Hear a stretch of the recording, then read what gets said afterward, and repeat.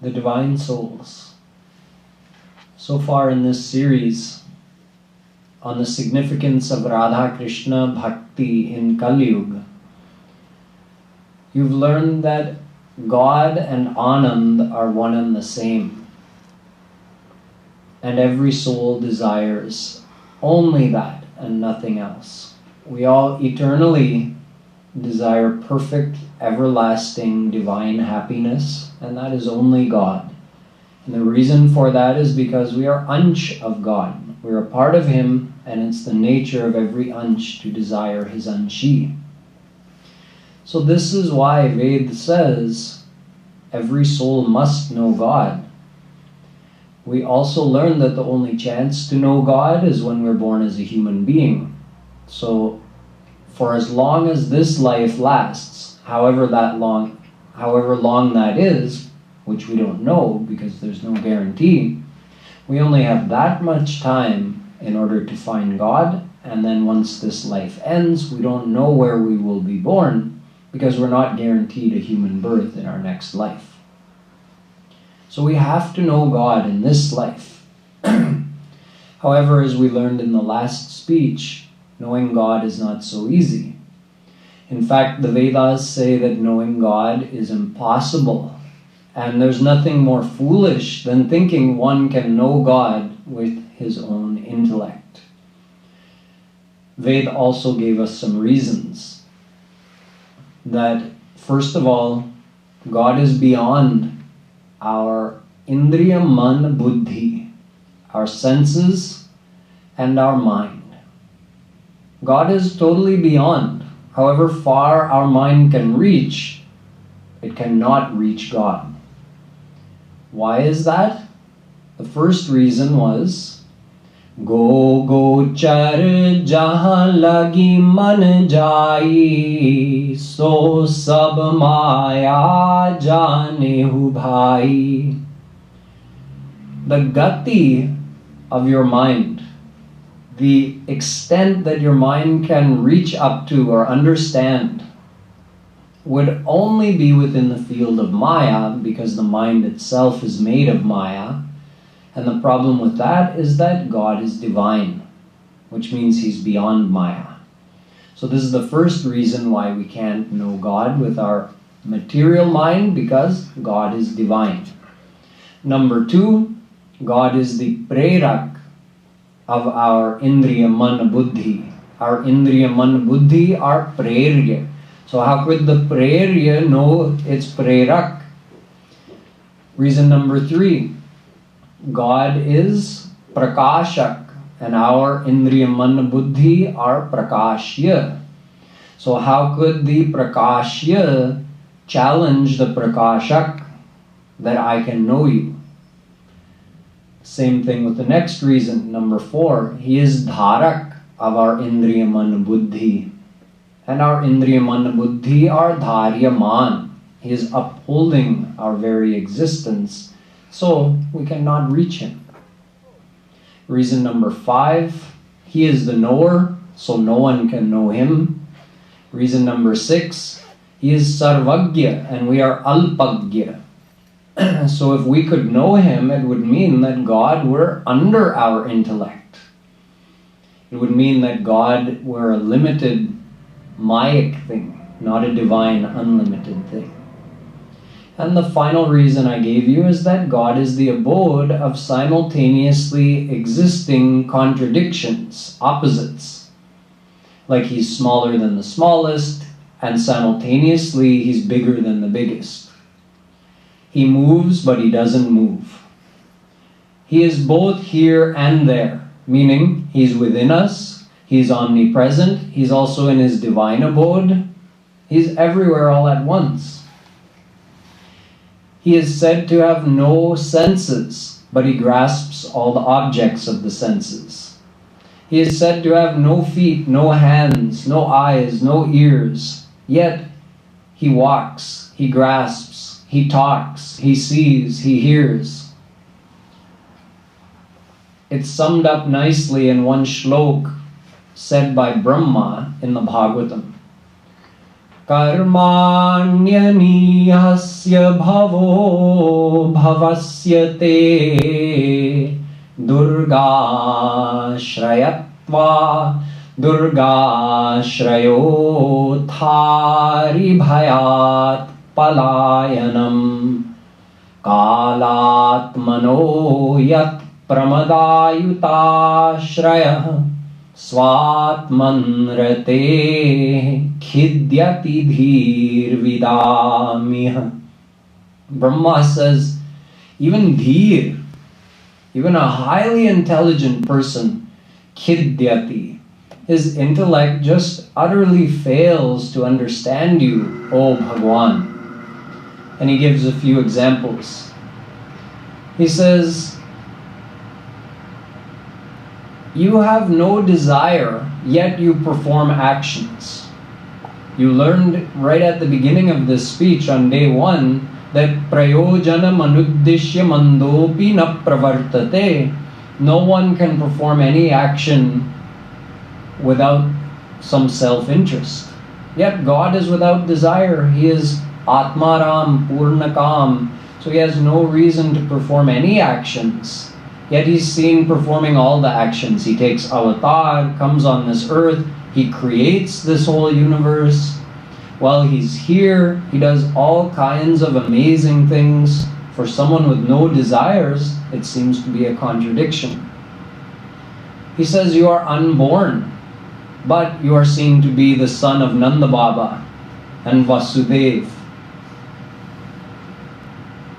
You are Kalatma, meaning you're the Lord of the God of death. Yamraj trembles before you. Yet you ran away from a little Tuchharakshas Jarasandh when he attacked Mathura. You ran and kept running. You just turned your back and kept running, you and Balaram. And you ran all the way until you reached the ocean in what's now Gujarat, and you built yourself a whole new kingdom out there we call Dwarika. So how can you be the Lord of the God of death and still be cowardly? It doesn't make sense. You have no desire, you're completely self-content, yet you're seen to be meeting the gopis and doing ras. So all of these things boggle the mind. If someone considers it and tries to analyze it from their own intellect, they utterly fail. So for all of these reasons, the Ved told us we cannot know God. Tulsidas Ji says, Jane binu na hoi partiti, binu partiti hoi nahi priti. He says, if you don't know God, how will you have faith in Him?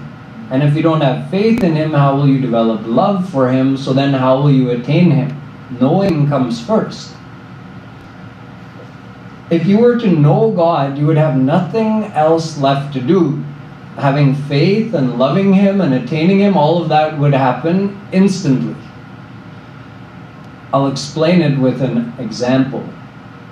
One time there was this Seth Ji, and he had a servant. The Seth Ji was out for the day, and when he came back, he saw that there was this rock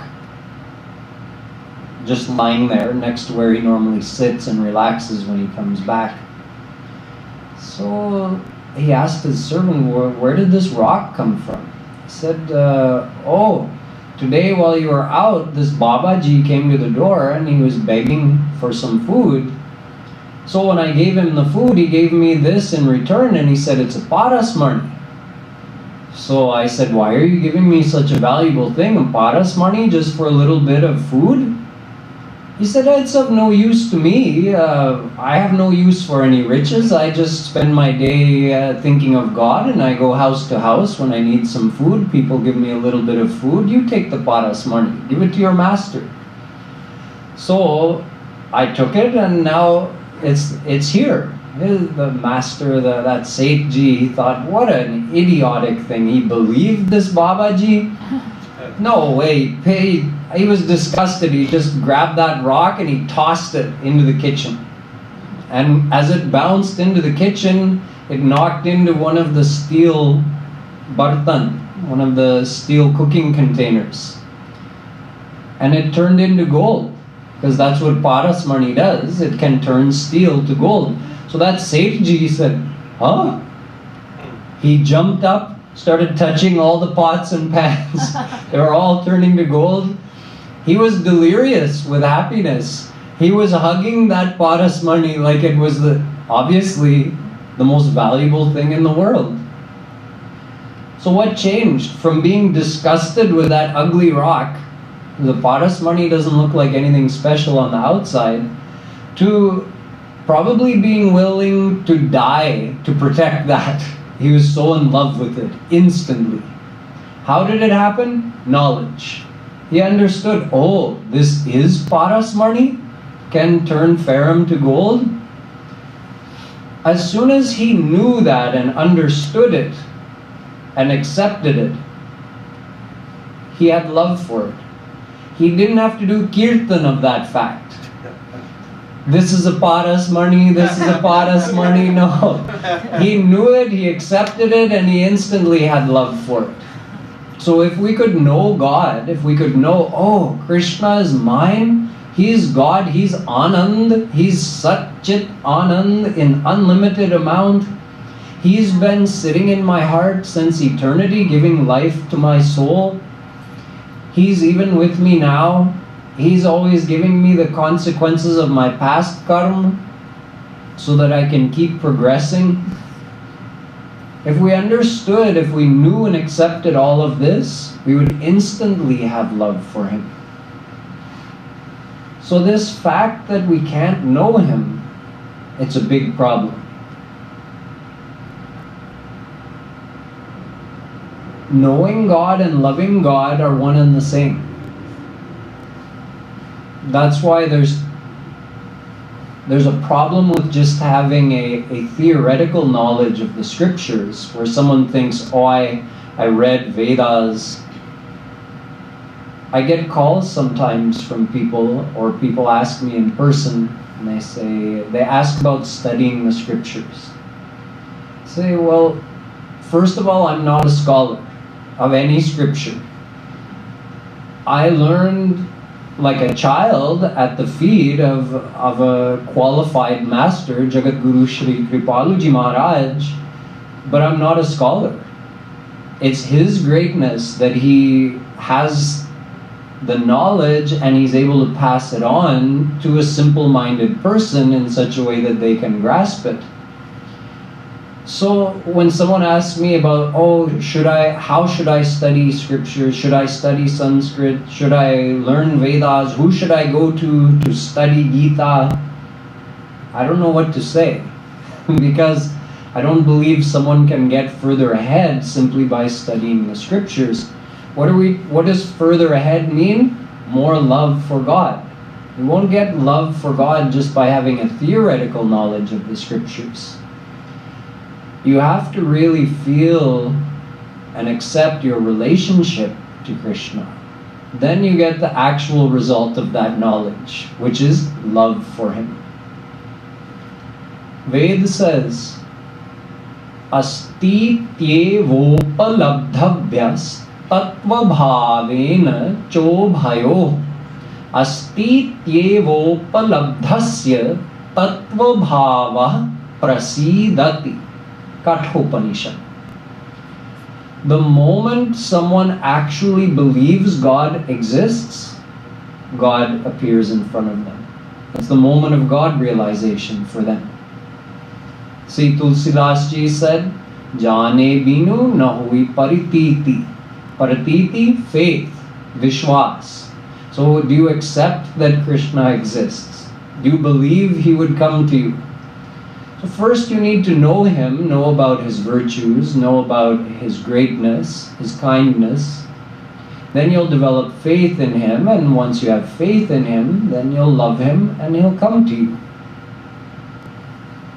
Do we have such faith? No, we don't. even though on the very first day I proved to you that every soul is eternally astik.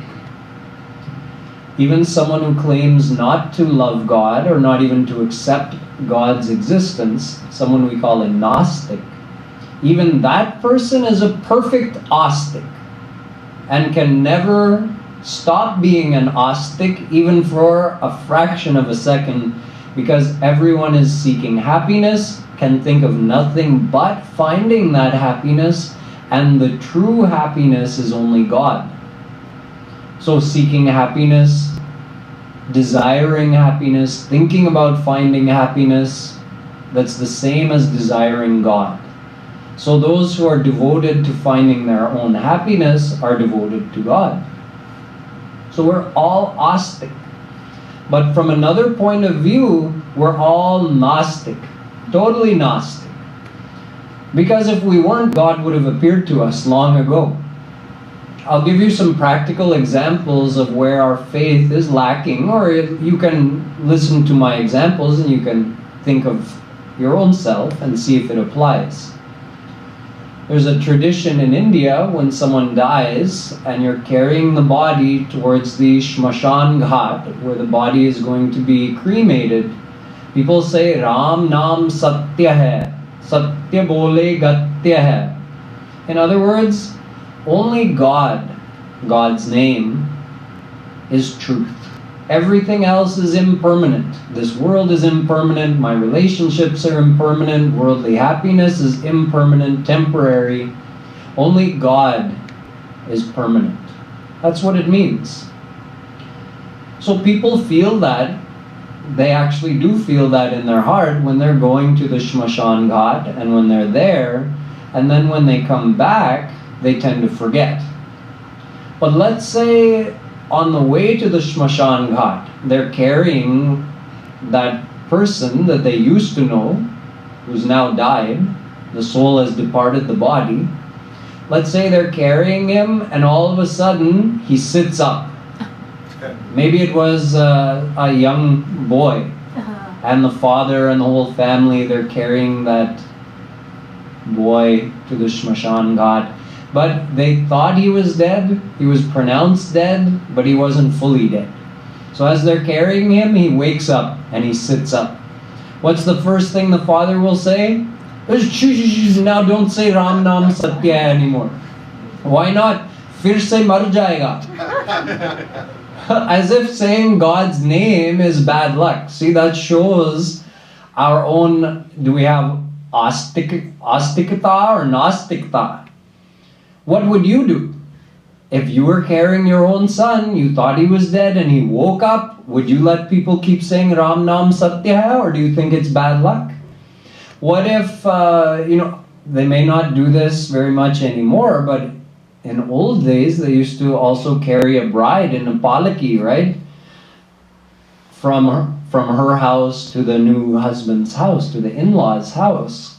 So what if when they picked up the bride and started walking, some stranger came along and started saying Ram Naam Satya Hai? What would people do? Everyone would attack him.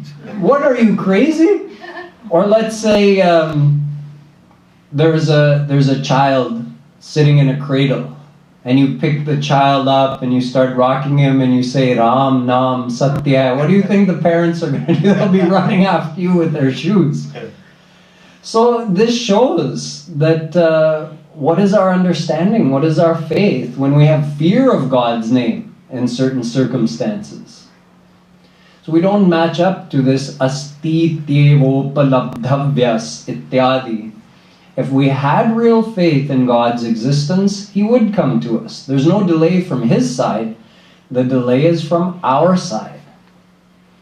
For instance, when we offer bhog to Bhagwan, many of us offer bhog, either our own plate before we eat, or if you've cooked something and you actually bring it to the mandir, to your own little mandir, and you offer it. How do we offer it? Do we actually wait for God to come and eat, believing that He'll come and eat? You may close your eyes when you're offering the food. So do you, after opening your eyes before you start to eat, do you look and see, did Krishna come? Did he eat anything? Did he have a little taste of something? Or do you just dig in? So someone's probably thinking, oh, come on, as if Krishna is going to come and eat. Formality, we just do it because it's a polite thing to do. We show God some respect. We don't actually expect him to come and eat. So how could he come and eat then? In your heart, you're already denying with 100% certainty that Krishna will never come and eat this food. So that's what he's listening to. He's not listening to the song you're singing, asking him to come and eat, or the mantra you recite. He's listening to your heart, which is saying there's no way you're coming to eat this. So then how could he come and eat? When we offer items in puja, it's amazing that there's special, like let's say cloth you want to offer in puja. You know there's special cloth you buy for offering, when you offer vastra to Bhagwan, which is of lower quality than what you would buy in the store to wear or to give your family to wear. Yeah, it's called the stuff you would use for puja. You would never offer that to a real person, right, to wear. It's too rough.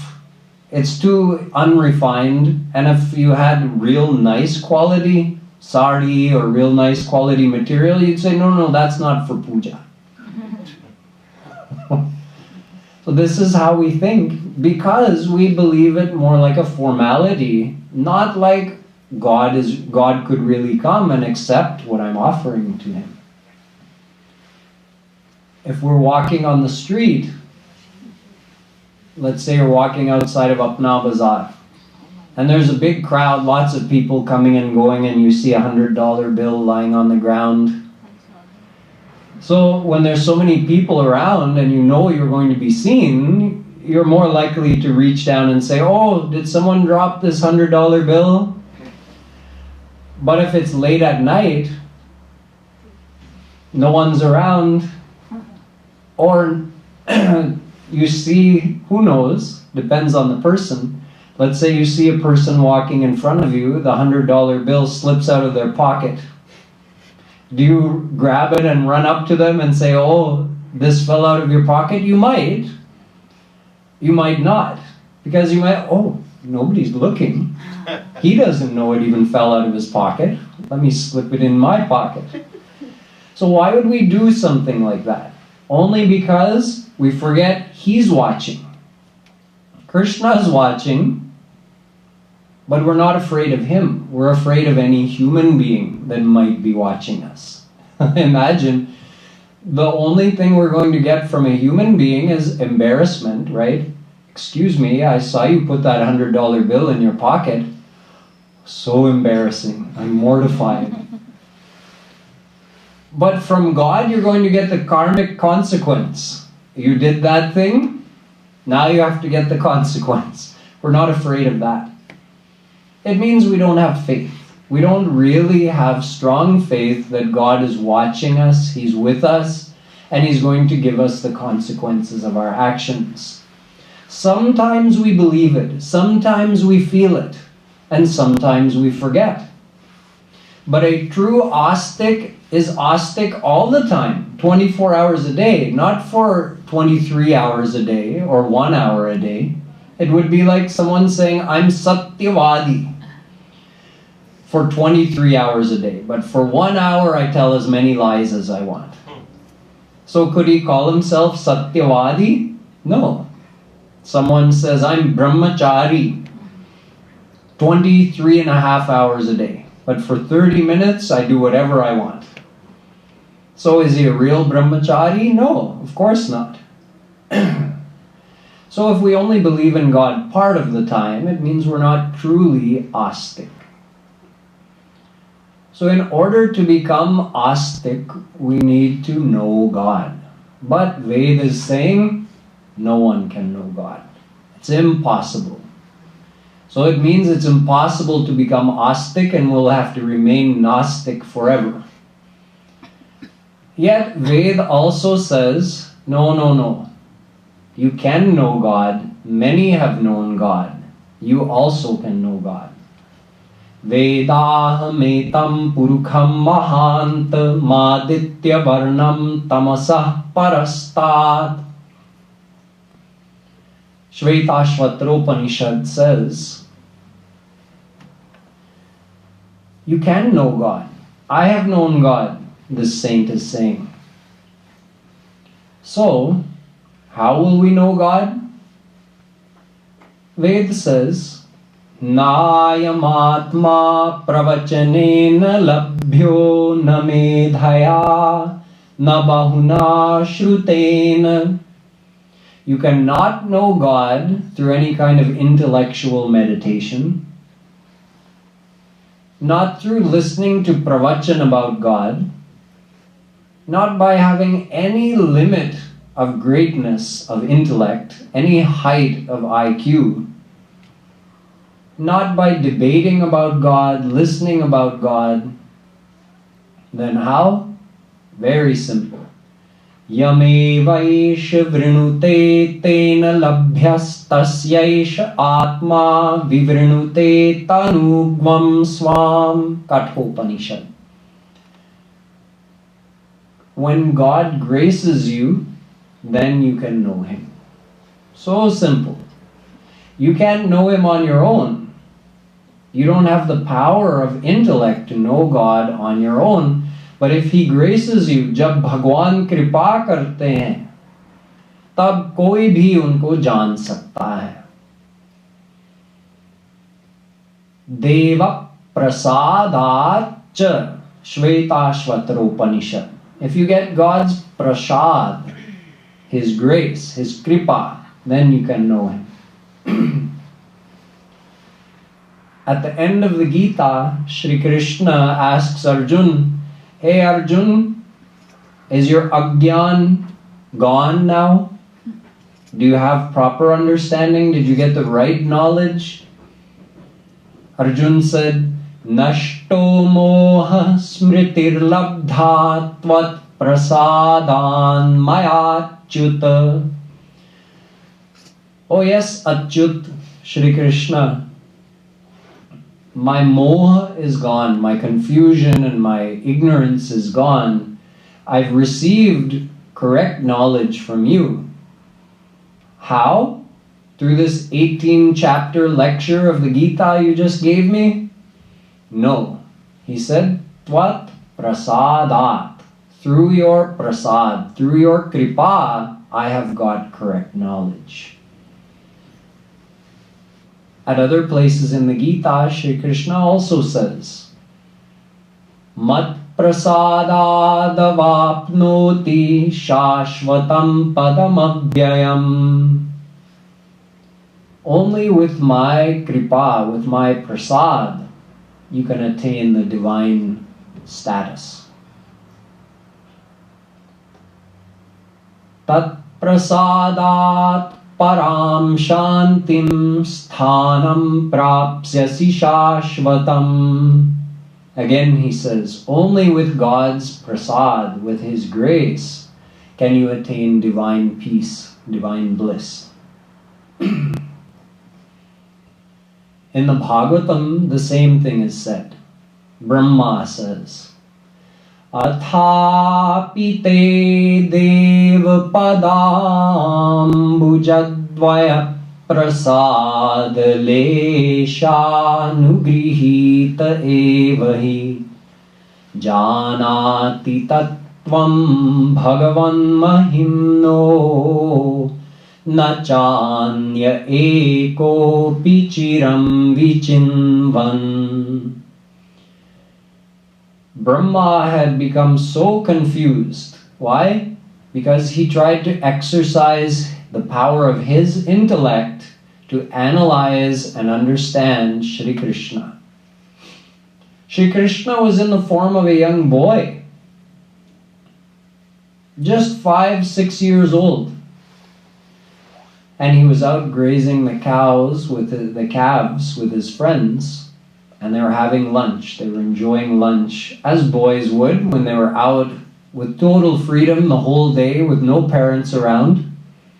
How would they be behaving? Having lots of fun, lots of laughs. Even during lunch, everyone's sitting around Krishna, crowding around him. Everyone's sharing their food. Oh, this tastes good, Krishna, you try this. Oh, here, have some of this. Krishna sees something that looks good in one of his friends' mouths and he grabs it and eats it for himself. Brahma had decided at that time, oh, I'm going to come down to earth and see what is Bhagwan up to. I've heard that Bhagwan has taken avatar. I want to see what he's doing. So he came down and he saw this whole Leela happening, this lunchtime Leela of Shri Krishna and the Gwalbals. So he became so confused. He thought, God is acting like such a little child? He's taking food out of his friend's mouth and eating it? I thought God only accepted offerings that were made with great formality and great yagyas, with proper recitation of mantras and proper purity of everything that's offered. And here he's snatching something out of his friend's mouth and eating that jutha. He became so confused that, oh, maybe this can't be God. No. Maybe I should test him and see. So to test him, as the boys were sitting there having their lunch, the calves had wandered off. So Brahma, using his Maya, he put all those calves in a trance and he transported them to a cave and kept them there. So when the Gwalbals noticed that, the calves have wandered off, we should go see, Krishna said, no, you guys stay, keep enjoying your lunch. I'll go and see. I'll find them and bring them back. So he went, he walked all over and he couldn't find them. So after some time he came back. But when he got back, his friends weren't there either, because while he was out, Brahma had put all of them in a trance and put them in the same cave. So at that point, Krishna thought, okay, something funny is going on here. He thought for a second and he knew, it's Brahma.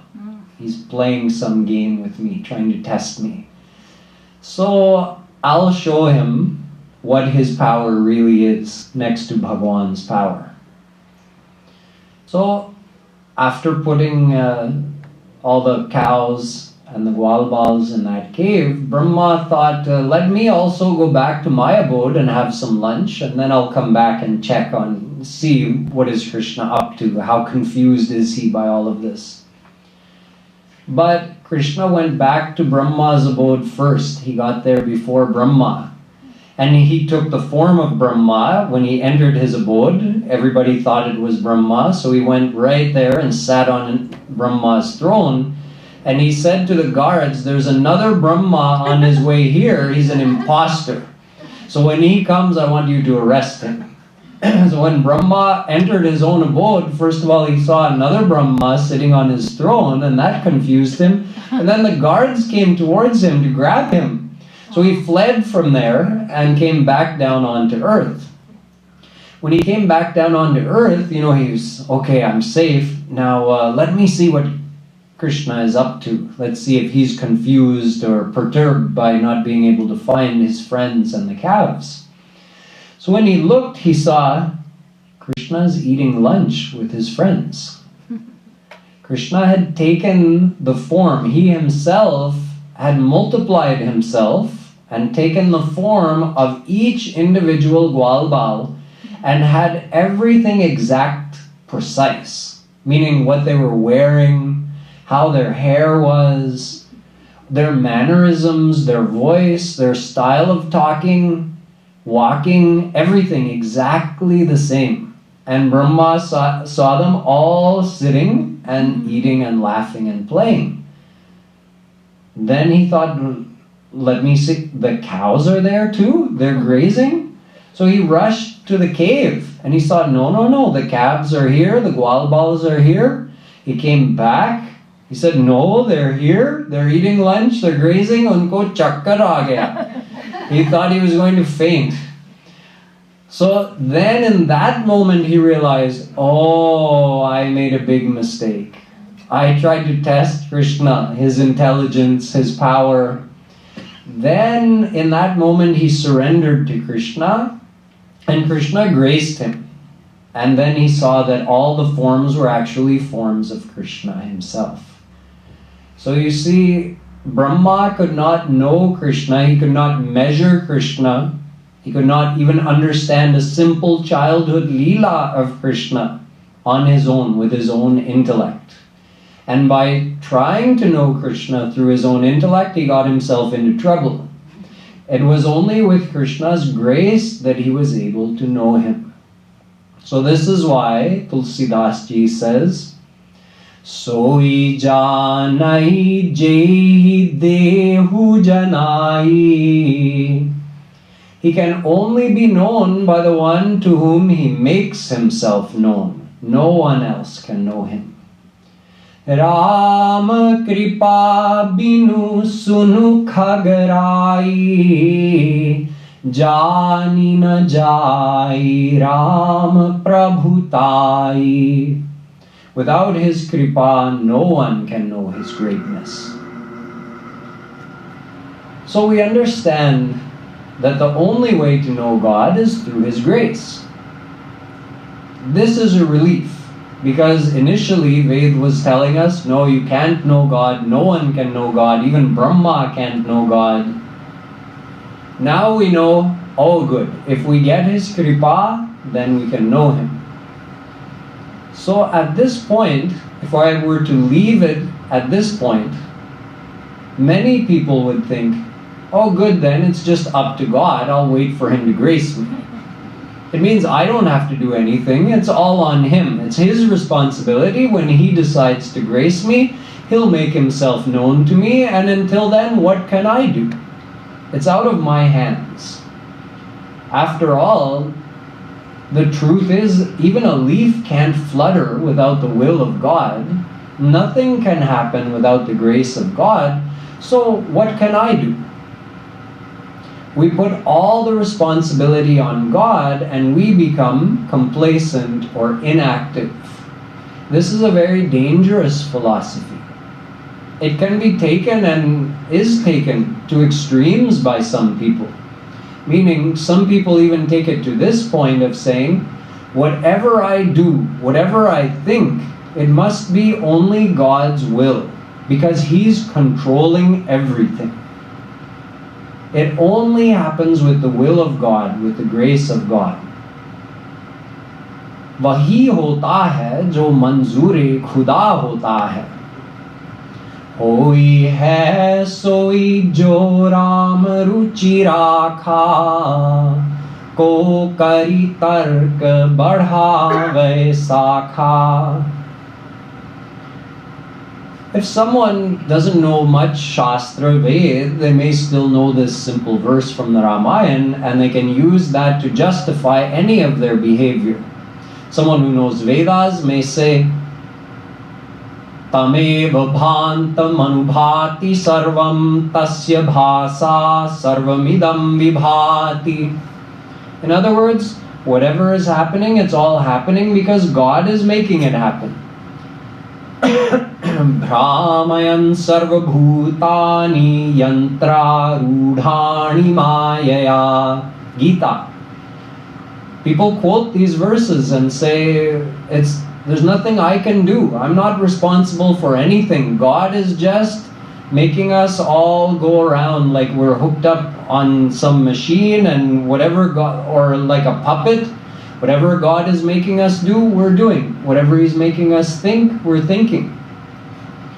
This is the most dangerous philosophy. Why? Because then we have no responsibility to try to improve ourselves, let alone attaining God. Leave that aside for now. Even just to be a good person, we stop making any effort for that. We say, if God wants me to be good, he'll make me good. If I do something bad, it's because he made me do it. I have no responsibility. If that were the case, which it's not, thankfully, But if it were the case, there would be so many logical inconsistencies. For one, God is said to be Sarvagya. Yah Sarvagyah Sarvavidyasya Jnanamayan Tapah. Veda says He's all-knowing. He has perfect knowledge. Then the question would be, if we were trying to say that God is the performer of all of our actions, He's the force behind our every thought, then the question comes, why do we have ignorant thoughts? Why do we do ignorant things, wrong things? God could never do anything wrong. He's perfect, kind, good, knowledgeable. It's like if someone's intoxicated and they're driving their car, then it's going to be swerving all over the road. The more intoxicated they are, the more reckless their driving will be. The one in the passenger seat, if he's sober and he says, hey, stop the car, you're driving like a maniac, get out. You sit here, I'm driving. Then he takes over and he drives. Now the car is going to go properly. In other words, if God were in control of this Gadi, then when would we ever make a mistake? It would be impossible. So just the fact that we do wrong things and we make mistakes and we're ignorant of many things, that proves that God is not in control here. That's reason number one. Reason number two, if God were in control of all of our thoughts and actions, He were the performer of all of our karma, then why should we have to undergo the consequences of all of our karma? We perform good actions and we enjoy the good results in future lifetimes. We perform bad actions and we suffer. All the ways that we suffer in this world, it's only because of the bad actions we've done in the past. Why should we suffer the consequences of our actions if God is the one performing them? We should say, Krishna, you made me do that wrong action. Why should I suffer for it? You have a choice. Either you suffer the consequence or you forgive yourself. But I'm not suffering the consequence. Reason number three. If God were the performer of all of our karma, then why would He bother to even produce the Vedas? What's Ved full of? Vidhi and Nishedh, meaning do's and don'ts for all of His children, us. It's like a whole rule book for how to live your life. These are all the things you should be doing. These are all the things I prohibit you from doing. Why would He go to that extent of producing 1 lakh mantra of Ved here in this world to guide us? He could have just written one line. Whatever I want you to do, I'll make you do it. That's it. No need for philosophy of Vedas. No need for any saints to come in the world and try to teach us and guide us and pull us in the right direction. No need for other species for us to go into as a result of our karma. No need for Swarg as an incentive to perform good actions. No need for Narak as a deterrent for performing bad actions. No need for any of that if God were the one in charge of performing our actions. So He's not. We are. Then why do the scriptures say things like Brahmayan sarvabhutani yantra rudhani mayaya, or Ur prerak raghuvansh vibhushan? He's the prerak. He's the one inspiring our thoughts and actions. So is He not controlling it? No. It's a very subtle difference we have to understand. This is a big confusion in the world, and it's a very damaging confusion, because if we think God is controlling our actions, we're bound to try to justify our wrong actions by saying, oh well, God must have made me do it. So understand where we draw the line. Is God responsible for anybody's karma? The answer is both yes and no. So understand how yes and how no, you'll understand the whole thing. Yes, because if God was not giving us life, we couldn't perform any karma. He is within the heart of every soul, giving life to that soul, giving life to their indriya, man, buddhi. So without that, we couldn't do anything. We couldn't think. We couldn't act. We couldn't move our hands. We couldn't see. We couldn't hear. Yan manasa na manute yena hurmano matam tadeva brahmatvam vidhi yetam yenam yadidam upasate ityadi. Kenopanishad says, your mind could not function unless God was giving it the power to function. Your eyes could not see unless God gave them the power to see. Your ears could not hear unless God gave them the power to hear. Your voice could not speak unless God gave you the power to speak. You wouldn't even be alive unless God were giving you life. But having given you that life, having given the power to your senses and mind to function, He then doesn't interfere any further. He steps back and lets us perform our actions, and He takes note. That's it. He's watching and noting and then giving us the consequences, but He's not interfering in what we do or what we think. He provides lots of guidance, the Vedas, the saints, but He doesn't physically interfere. He's not planting thoughts in our mind. He's not causing us to do things. He's leaving that up to us. Paratu tat shrute. There's a sutra in the Brahma Sutra that addresses this, saying that without God's power, without His grace, you couldn't perform any action. However, what actions you choose to perform are not up to God. That's up to you. It's like a seed. When you put water on that seed, then it germinates, right?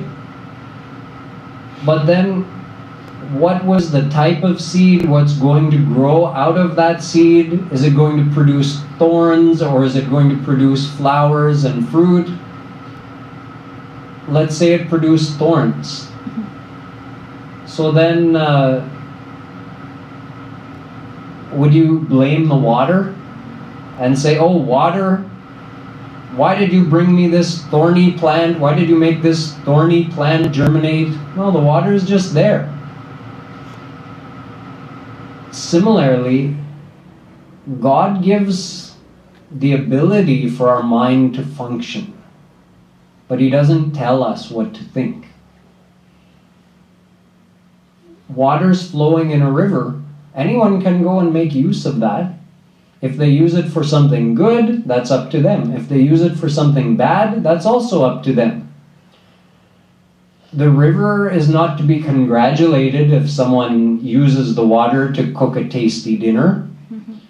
And the river is not to be held accountable if someone uses the same water to drown another person or another human being. It's not the water's fault. The water is there. A police officer is issued a gun. If he misuses that gun, his superiors aren't thrown in jail. What he does with that gun once he's issued that firearm is up to him. He's supposed to use it for something good. He's given all the training and guidance and told what to do with the gun. Then if he shoots himself in the foot with it, it's not his superior's fault. It's his own fault. So God gives us the instruction manual, the scriptures. He gives us help with all the saints who tell us, train us how we're supposed to act and behave in the world. And with all of that, if we still shoot ourselves in the foot, by doing bad actions, then we have to get the consequences, and we can't blame God for that. So we understand now that God is gracing us so that we have life and our senses and mind can function, but He's not controlling what we think or do. But we're still dependent on His grace to know Him. So how do we receive His grace? That's the question. Obviously, it's not a case of just sitting back and waiting. If it was, God would have graced us long ago. Why would He wait? He's kind. He's probably looking for any chance to grace any soul. Why would he be holding back? If it were all up to Him, we all would have been God realized long ago.